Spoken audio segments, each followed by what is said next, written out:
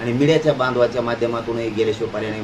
माझं मीडियाच्या बांधवाला विनंती की सविस्तरच दाखवा, समाजापर्यंत जाणं गरजेचं आहे. मुख्यमंत्री शिंदे साहेबांनी, फडणवीस साहेबांना माझी विनंती की तुम्ही ठामच व्हा.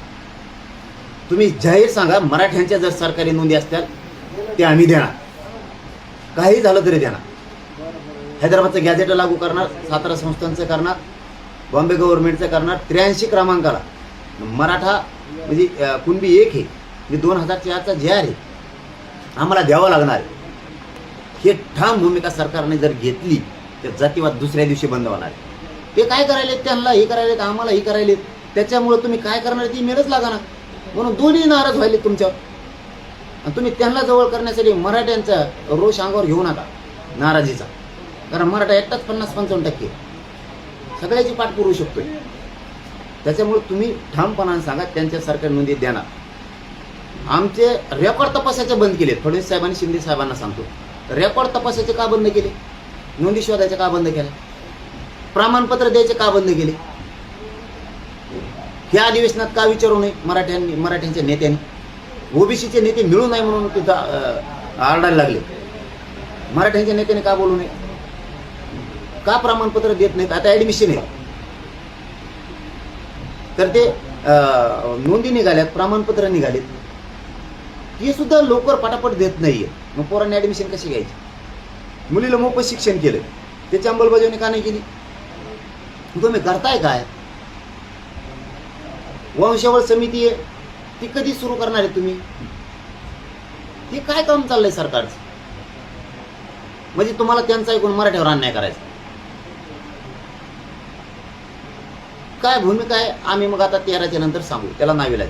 आणि मी एकटा पडलोय ना, त्याचा वेगळा अर्थ काढायला काही लोक, एखादा अर्थ पत्रकार बंधू वेगळा अर्थ काढायला लागलाय. एकटा पडला, अरे बाबा एकटा पडलोय त्याचा अर्थ असा आहे की ओबीसीचे सगळे नेते एकत्र आलेत, त्याने आणलेत छगन भुजबळ आणि मराठ्यांच्या विरोधात दंगली होत्याना असं रान उठवले. सगळे इकडून सगळ्या पक्षाचे होऊन कॅबिनेटमध्ये, राज्य मंत्रिमंडळाच्या बैठकीत, आता विधानसभेत, आता अधिवेशनात मराठ्याच्या आरक्षणाच्या विरोधात बोलणार. आमचं बोलायचं तर कोणच नाही ना, एकटा पडलो ना मी माझा समाज एकटे पडलो ना आम्ही तुम्हाला मतं दिले सगळ्यांनी, मराठ्याच्या आमदाराला, मंत्र्याला. तुम्ही का बोलत नाही? तिथं हक्काचं आहे ते देणार आम्ही म्हणून. आम्ही त्यांच्या नोंदी का देणार नाहीत? या त्याचा अर्थ ते आहे. इथं समाजापेक्षा कोणी मोठा नाही. इथं मी काय बाजूला गेलो, घेऊ काय बाजूला गेला, कोणी काय. समुद्रासारखा आहे समाज. समाजाला काय होत नाही कुठे गेल्यानं. समाज बलाढ्य, समाजासाठी इमानदारीनं काम करतो, त्याच्यासाठी समाज आहे. जो समाजासाठी इमानदारीनं काम करतो, समाज त्याला कधी सोडत नाही. मग राज्यात कोणी असो, आणि चुकला तरी समाज सोडत नाही. एकटा पडण्याचा माझा अर्थ असा आहे की माझा समाजानं तुम्हाला मतं दिलेत, मराठ्यांच्या सगळ्या नेत्याला, ओबीसीच्या सुद्धा दिलेत, पण ते नाही बोलत. पण मराठ्यांचे तरी नेत्यानं, मंत्र्यानं एकीकडून बोलणं, आमदारानं गरजेचं आहे.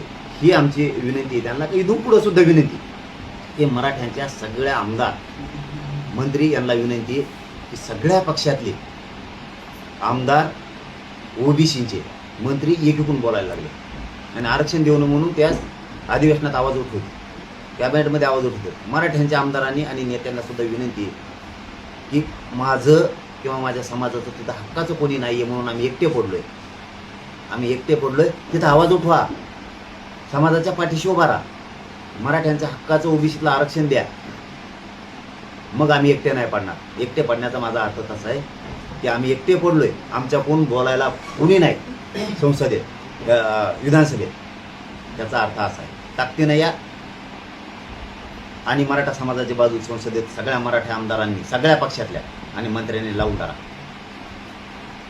आणि जे आपली आता शांतता रॅली, मराठा आरक्षण जागृती, या जिल्ह्यातल्या सगळ्या, आपण आपल्या जिल्ह्यात जिथं तारीख आहे तिथं ताकदीनं मराठ्यांनी 1 दिवस कामं सोडा, नोकरदार वर्गाने 1 दिवस काम सोडा, व्यावसायिक मराठ्यांनी 1 दिवस काम सोडा, कामगारांनी 1 दिवस काम सोडा.